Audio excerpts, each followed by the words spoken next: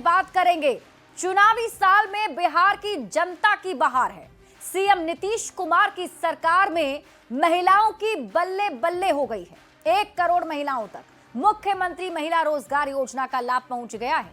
CM ने और 25 लाख महिलाओं के खाते में 10-10 हजार रुपए की राशि भेज दी है। आधी आबादी पर क्यों है सरकार का इतना फोकस, इस रिपोर्ट में आपको दिखाते हैं।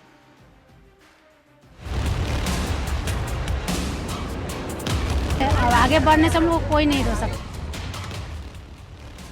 1 करोड़ महिला, 1 करोड़ बैंक खाते और उनके अकाउंट में 10-10 हजार रुपए की बड़ी राशि। शुक्रवार को जब सीएम नीतीश ने बटन दबाया तो बिहार की और 25 लाख महिलाओं के बैंक खाते में 10-10 हजार रुपए की मदद पहुंच गई। जैसे ही महिलाओं के बैंक खाते में पैसे मिले, उनके चेहरे खुशी से खिल उठे। तालियों की गड़गड़ाहट से सभागार गूंज उठा। 1 करोड़ महिलाओं को मुख्यमंत्री महिला रोजगार योजना का लाभ मिल चुका है। 26 सितंबर को पीएम मोदी ने 75 लाख महिलाओं के खाते में 10-10 हजार रुपए भेजे। 3 अक्टूबर को सीएम नीतीश ने और 25 लाख महिला के खाते में 10-10 हजार की राशि भेजी। यानी बिहार में अब तक 1 करोड़ महिला को लाभ मिल चुका है। पीएम और सीएम ने रोजगार के लिए 10-10 हजार की मदद की है।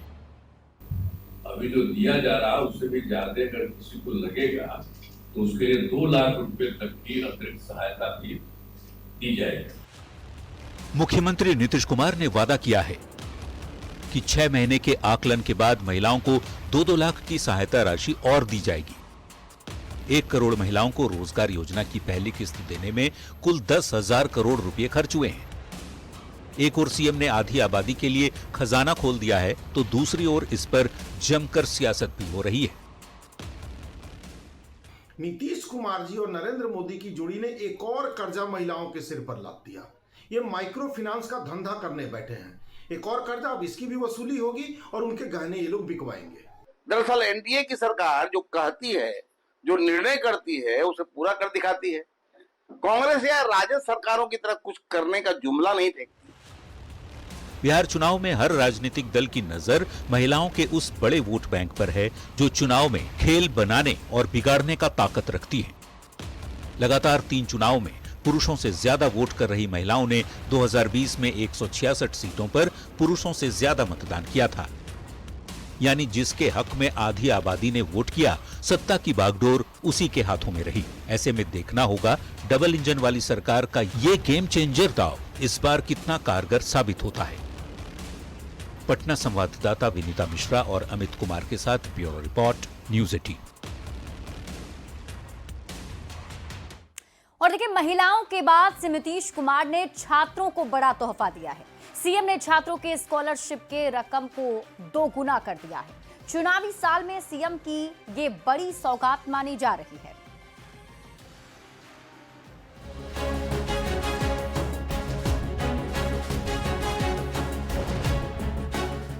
बिहार में चुनाव से पहले सीएम नीतीश कुमार सौगातों की बारिश कर रहे हैं। चुनाव से पहले बिहार में जनता की बहार है। महिलाओं को बड़ा तोहफा देने के बाद सीएम नीतीश कुमार ने छात्रों के लिए भी बड़ा ऐलान कर दिया। सीएम नीतीश ने शिक्षा विभाग के प्रस्ताव पर मुहर लगाते हुए स्कूली छात्र और छात्राओं की छात्रवृत्ति को 2 गुना कर दिया है। यानी अब सभी कोटे के छात्र और छात्राओं को बढ़ी हुई छात्रवृत्ति का लाभ हासिल होगा। सीएम नीतीश के इस फैसले के बाद क्लास 1 से लेकर 4 के स्टूडेंट्स को 600 की जगह 1200 रुपए मिलेंगे।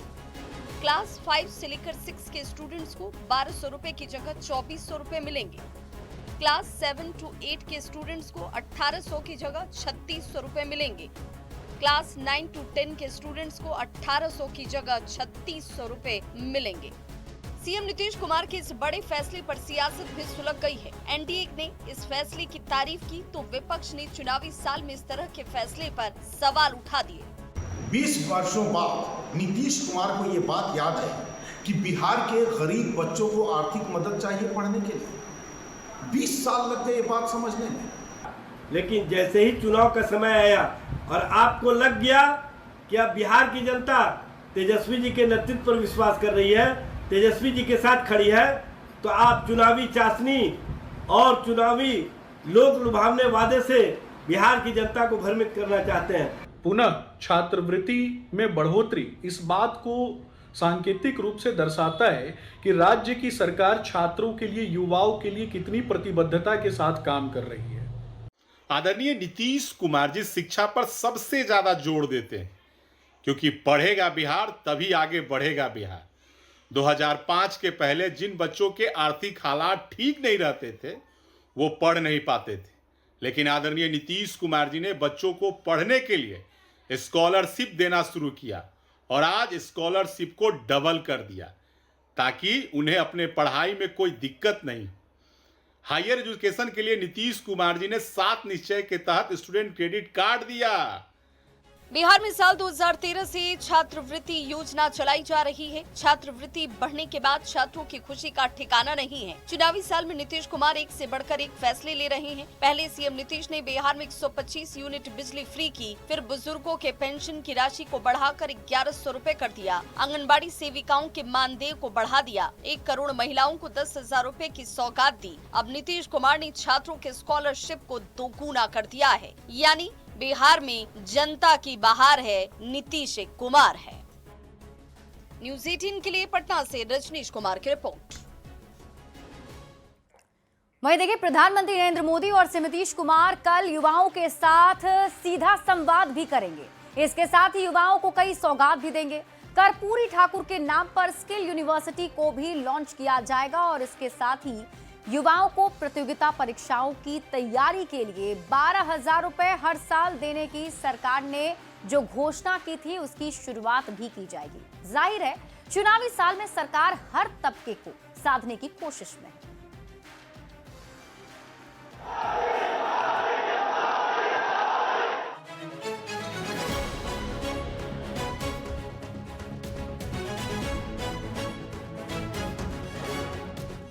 बिहार चुनाव से पहले सियासी सरगर्मियां तेज हो गई हैं। सत्ताधारी एनडीए ने चुनावी मौसम में हर तबके को साधने की कोशिश की है।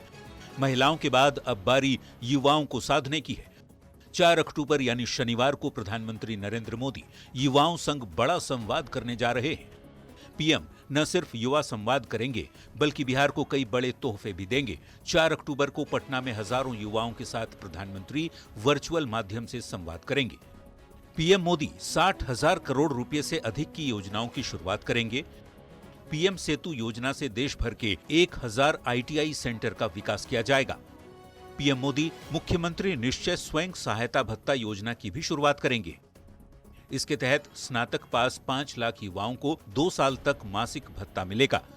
जननायक कर्पूरी ठाकुर कौशल विश्वविद्यालय का भी पीएम उद्घाटन करेंगे।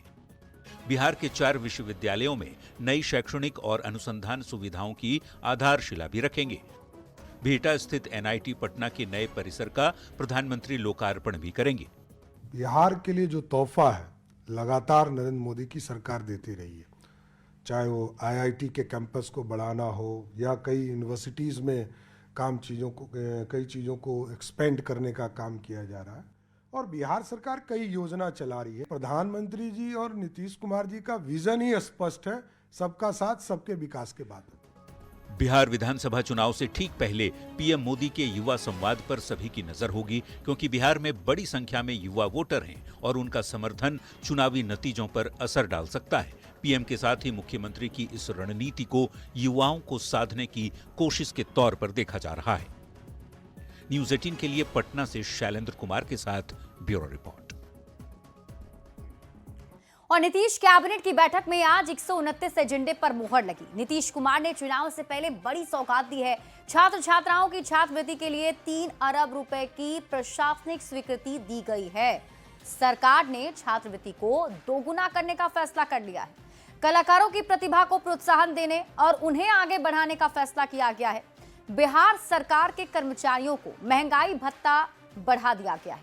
महंगाई भत्ता बढ़ाकर 55% से 58% कर दिया गया है।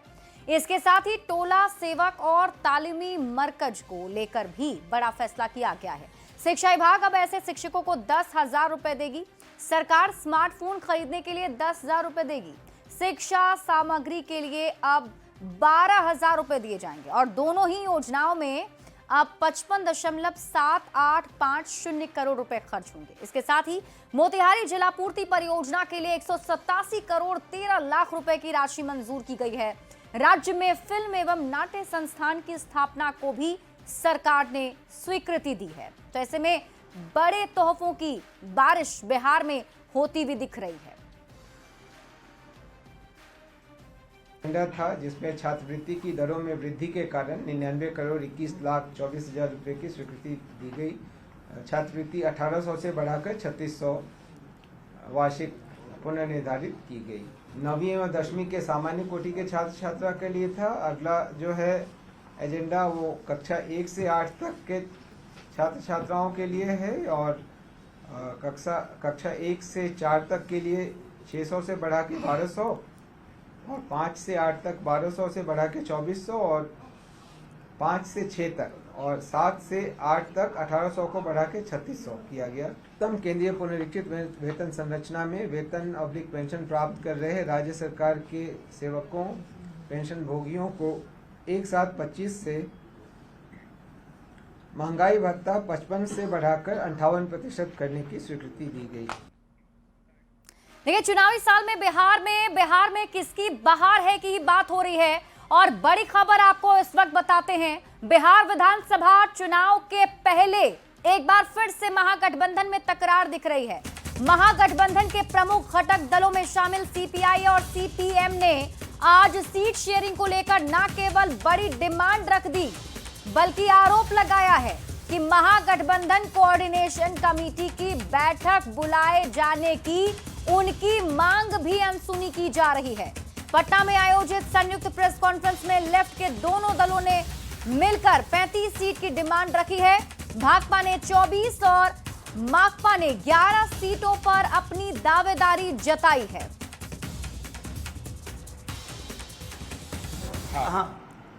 इस यात्रा के पहले जो बैठक हुई थी उसके बाद बैठक नहीं। आप लोगों ने डिमांड के लिए आप लोगों ने डिमांड की? हम लोगों को डिमांड कर चुके हैं। मैं सीपीआई का 24, सीपीएम का 11 या तो डिमांड कर चुके हैं। ये सीट की डिमांड? सीट की डिमांड। सर 24 सीटें नहीं मिली तो फिर क्या? फिर हमको तो विश्वास है कि बड़े दल छोड़ेंगे, हमको देंगे। 24 और विधानसभा में हमारे विधायकों की जो भूमिका रही है सरकार को एक्सपोज करने में, इसलिए हमारा सीट तो बढ़ना ही चाहिए। मानदंड ये होगा। कोऑर्डिनेशन कमेटी की बैठक में आपने ये मांग रखी कभी? कोऑर्डिनेशन कमेटी की बैठक, कोऑर्डिनेशन कमेटी में तो हम लोगों ने मांग दिया है। बैठक नहीं बुलाई गई तो आगे बात नहीं हुई? ये नहीं। बैठक बुलाने के लिए कभी डिमांड हुई आप लोगों की तरफ से? किया है, मांग किया है। तो क्या मांग नहीं मानेगी? तो महागठबंधन के दो घटक दल सीपीआई और सीपीएम की तरफ से बड़ा आरोप महागठबंधन में लगाया गया। हालांकि देखना होगा किस तरीके से ये नाराजगी दूर की जाती है और सीटों का फॉर्मूला सामने आता है। बढ़ते हैं आगे और बात अगली खबर की। मंत्री अशोक चौधरी ने पीके के आरोपों पर जबरदस्त पलटवार किया है। अशोक चौधरी ने प्रशांत किशोर को चुनौती दी है कि अगर पीके ने आरोप साबित कर दिए तो अशोक चौधरी पीके की गुलामी करेंगे। इसके साथ ही अशोक चौधरी ने यह भी कहा कि वो छाती पर चढ़कर राजनीति करेंगे। ये रिपोर्ट देखिए। जो विरोधी हमारे उनके छाती पर चढ़ के राजनीति करूंगा। भ्रष्टाचार के कई आरोपों से घिरे बिहार सरकार के मंत्री अशोक चौधरी इन दिनों फायर हैं जनसुराज के संयोजक प्रशांत किशोर पर, जो अब तक ग्रामीण कार्य मंत्री अशोक चौधरी पर 100 करोड़, 200 करोड़, यहां तक कि 500 करोड़ रुपए की संपत्ति रखने का आरोप लगा चुके हैं। एक के बाद एक आरोपों के कई बम फूटने पर अशोक चौधरी अब तक बच बचाकर बोल रहे थे, लेकिन शुक्रवार को अचानक डिफेंडिंग मूड से अटैकिंग मोड में आ गए और प्रशांत किशोर को चुनौती दे दी कि अगर पीके ने आरोपों को साबित कर दिया तो गुलामी घटने को तैयार है। हम पोस्टर, पंपलेट और झंडा बांधकर छात्र जीवन से यहाँ आए हैं। 4.5 साल कांग्रेस के अध्यक्ष रहे, टिकट बांटे। 20 में जनता दल यूनाइटेड के हम कार्यकारी अध्यक्ष रहे। किसी के चाहने से मेरी राजनीतिक हत्या नहीं होगी। मंत्री अशोक चौधरी आरोपों का बम फोड़ने वाले पीके को चुनौती दे रहे हैं। पीके इल्जाम को साबित करे। वहीं पीके जो अब तक मंत्री अशोक चौधरी, उनकी बेटी शांभवी चौधरी, दामाद सायन कुणाल और समधन अनीता कुणाल पर जमीन की खरीद फरोख्त का आरोप लगा चुके हैं। अब अशोक चौधरी ये चैलेंज कर रहे हैं कि घोषित संपत्ति के अलावा एक धूर जमीन भी किसी ने दिखा दी तो गुलामी करने को तैयार है। इस पर जनसुराज ने पलटवार किया है कि अशोक चौधरी सच्चाई उगलने के बजाय जाति का रोना रो रहे हैं। मंत्री अशोक चौधरी जी बता नहीं रहे हैं, गोल गोल घुमा रहे हैं। उनको सीधा बताना चाहिए वो संपत्ति कहां से आया है। खास करके अब वो दलित के बेटा का रोना रो रहे हैं। मंत्री अशोक चौधरी को ललकार के बावजूद पीके की पार्टी के तेवर हाई हैं। प्रशांत किशोर की पार्टी के नेता अशोक चौधरी पर हमलावर हैं। आरोप प्रत्यारोप की इस लड़ाई में पीके को साथ मिल रहा विपक्ष में बैठी कांग्रेस पार्टी का, जो चुनावी मौसम में मंत्री अशोक चौधरी पर हमला बोलने का एक मौका नहीं छोड़ना चाहती। अब वो 200-400 करोड़ थोड़ी घोटाला करेंगे, किया भी होगा तो हजारों हजार करोड़ चाप गए होंगे। सबका वरदहस्त है उनको तो, और उन पर बिंदुवार घोटालों के भ्रष्टाचार के आरोप लगे हैं तो जवाब भी बिंदुवार ही आना चाहिए। कांग्रेस पार्टी की मांग है कि अशोक चौधरी पर बिंदुवार भ्रष्टाचार के आरोप लगे हैं, लिहाजा मंत्री जी को बात घुमाने के बजाय मुद्दे पर जवाब देना चाहिए। इस पर अशोक चौधरी ने भी हुंकार भर दी है। वो किसी से डरने वाले नहीं हैं, क्योंकि भगवान ने उन्हें भी किसी से कम हृदय नहीं दिया है। फैसला जनता की अदालत में होगा। ऐसे में देखना होगा कि जनता पीके के आरोपों पर ज्यादा विश्वास जताती है या ज्यादा तवज्जो मंत्री अशोक चौधरी की सफाई को देती है। पटना संवाददाता शैलेंद्र कुमार के साथ ब्यूरो रिपोर्ट, न्यूज़ 18।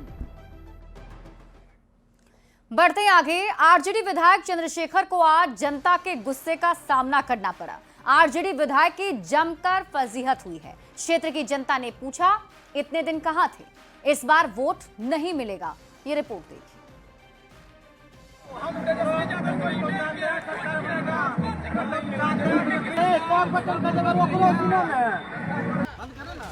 आरजेडी विधायक आलोक मेहता की अपने ही क्षेत्र में बेइज्जती के बाद एक और आरजेडी विधायक को जनता के गुस्से का सामना करना पड़ा है। ये तस्वीरें हैं मधेपुरा के मुरहों में चल रहे मेले की, जहां आरजेडी विधायक चंद्रशेखर पहुंचे थे, लेकिन यहां आरजेडी विधायक की फजीहत हो गई।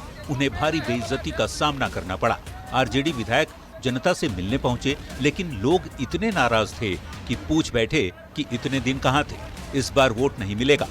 वहां मौजूद ग्रामीणों ने उन पर क्षेत्र से नदारद रहने का आरोप लगाया और विकास कार्यों की रफ्तार धीमी होने के लिए जिम्मेदार भी ठहराया। यहाँ पहले कह दिया कि चोर चार के पर भी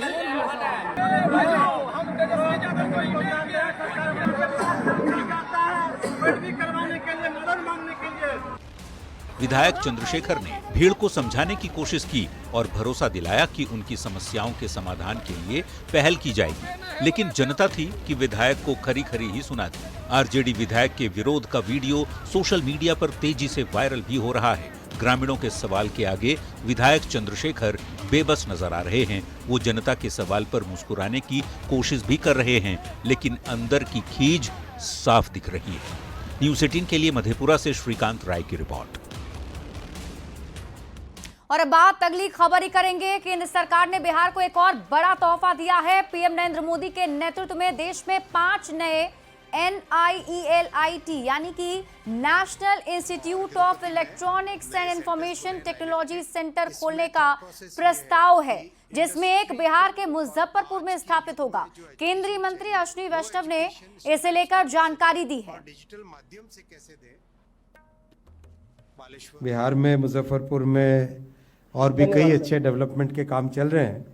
उसमें एक और कड़ी ये जुड़ेगी और एक मोती जुड़ेगा। ये बिहार में मुजफ्फरपुर में और भी कई अच्छे डेवलपमेंट के काम चल रहे हैं। उसमें एक और कड़ी ये जुड़ेगी और एक मोती जुड़ेगा। ये और इसी बीच आपको बड़ी खबर कटिहार से बताते हैं, जहां रेल मंडल के कस्बा के पास जोगबनी पूर्णिया रेलवे स्टेशन पर आज सुबह वंदे भारत की चपेट में आने से 4 लोगों की दर्दनाक मौत हो गई। हादसे में 3 लोगों की मौके पर ही मौत हो गई, तो वहीं इलाज के दौरान एक व्यक्ति ने दम तोड़ दिया, दूसरे का इलाज जारी है। ADRM ने बताया कि मृत लोगों की पहचान अभी तक नहीं हो पाई है, तो वहीं मामले की जांच जारी है। सीएम नीतीश कुमार ने हादसे पर दुख जताया है। एक्स पर पोस्ट करते हुए सीएम ने घटना को दुखद बताया और घायलों के जल्द स्वस्थ होने की कामना भी की।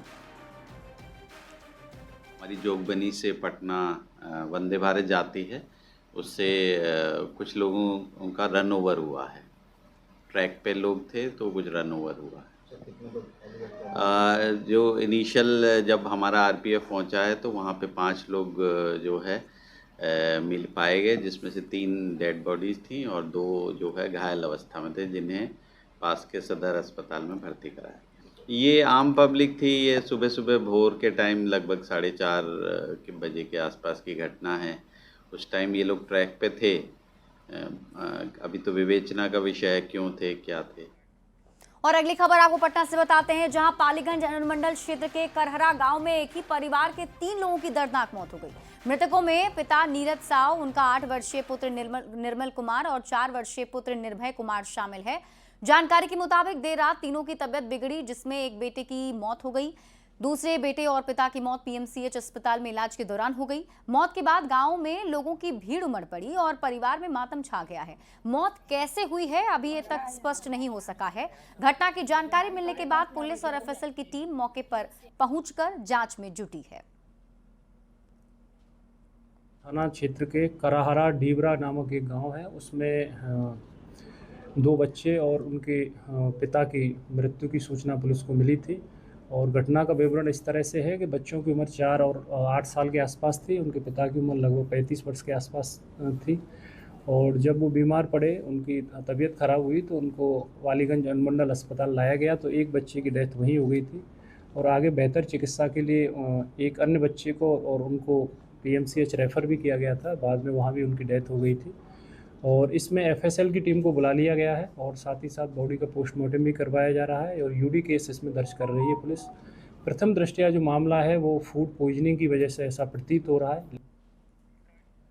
नालंदा से आपको बड़ी खबर बताते हैं, जहां प्रतिमा विसर्जन के दौरान एक बड़ा हादसा हो गया। पंचाने नदी में 3 किशोर डूब गए। दीपनगर थाना क्षेत्र के हथिया खाड़ के पास ये घटना हुई है। 4 बच्चे नदी की धार में बहे थे। एक बच्चा निकलकर बाहर आ गया। 3 बच्चों का अभी तक पता नहीं चल सका है। तस्वीरें आपके टीवी स्क्रीन पर घटनास्थल की दिखा रहे हैं। जानकारी के मुताबिक विसर्जन के दौरान देखिए यह हादसा हो गया है। बताया जा रहा है कि 4 किशोर पानी में बह रहे थे। एक बच्चा बाहर निकल गया है, लेकिन 3 बच्चों का अभी तक कुछ पता नहीं चला है। यहाँ पानी में नहा रहा था, हम लोग चले आए, जिसको तैरना था सब बाहर निकल गया। अच्छा। वो लोग नहाने लगा था, सब लोग आरती में लीन हो गए।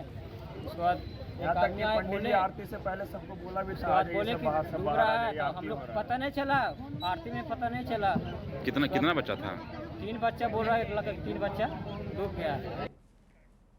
और सिवान से आपको बड़ी खबर बताते हैं, जहां पार्सल गाड़ी से विदेशी शराब बरामद की गई है। 10 लाख रुपए की शराब जब्त की गई है। गाड़ी पलटने पर चालक मौके से फरार हो गया।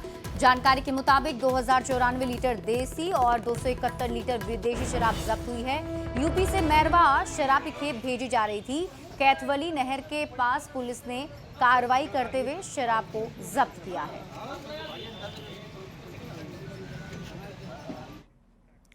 पटना के पीएमसीएच अस्पताल में डॉग बाइट के इलाज के लिए नई तकनीक शुरू कर दी गई है। अब एंटी रेबीज वैक्सीन मांसपेशियों की बजाय स्किन में दी जाएगी, जिससे मरीजों को दर्द नहीं होगा और वैक्सीन की खपत भी कम होगी। डॉक्टर और मरीज दोनों इसे कारगर मान रहे हैं। देखिए संवाददाता रजनीश कुमार की रिपोर्ट।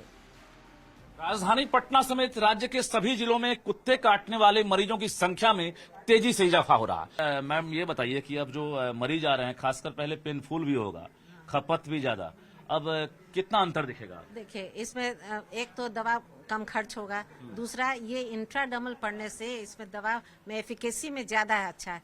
एंटीजेनिक प्रॉपर्टी ज्यादा बढ़िया होता है, दवा तो कम लग ही रहा है, इसलिए ज्यादा इफेक्टिव और ज्यादा कम खर्च में सरकार के लिए भी बचत है। इसमें क्या बदलाव? पहले जो है बीएमआईसीएल के द्वारा 2 ml सिरिंज मिलता था और उसी से हम लोग दिया करते थे।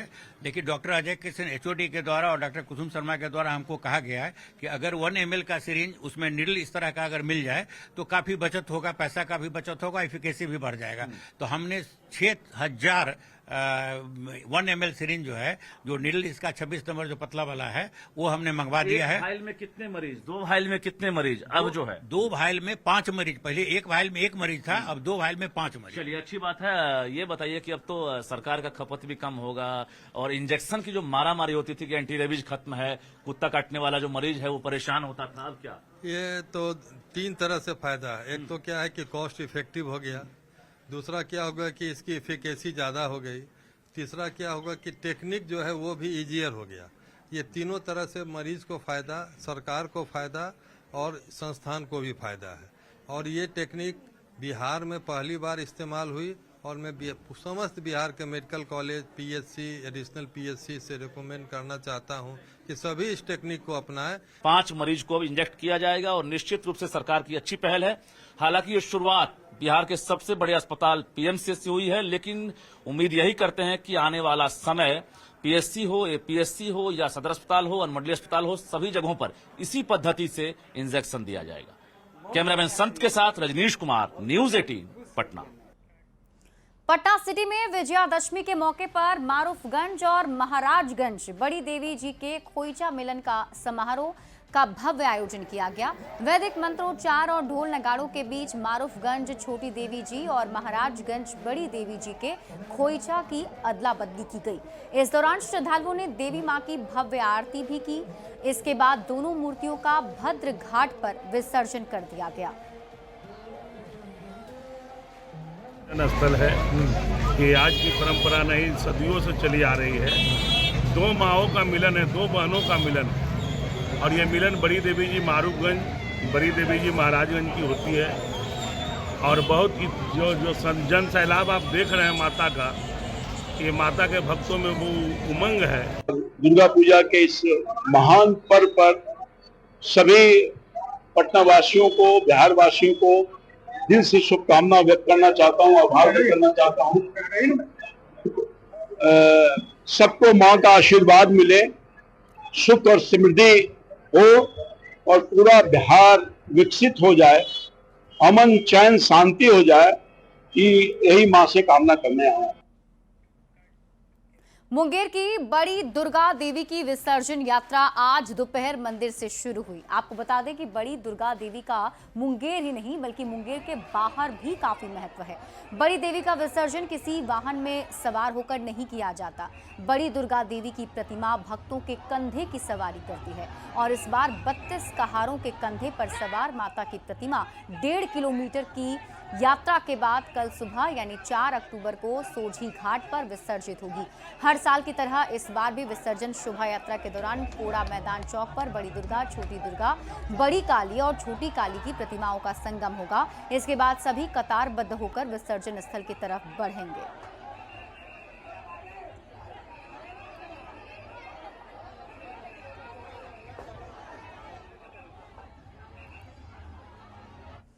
और इसी के